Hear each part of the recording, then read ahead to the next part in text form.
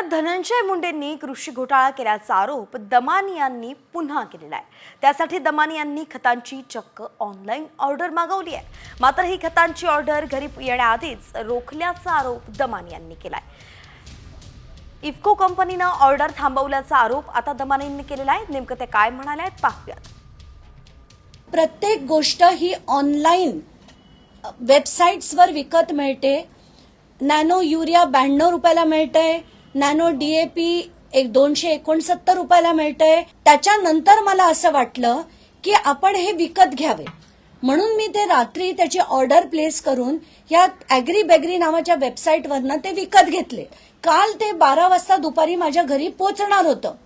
अचानकपणे ते रिटर्न गेलं। कॉलवर धडधडीतपणे मला सांगण्यात आलं की इफ्को कंपनीने हे थांबवलंय। खात्रीने मी सांगू शकते की हा धनंजय मुंडे यांचा स्कॅम आहे आणि मोठा स्कॅम आहे।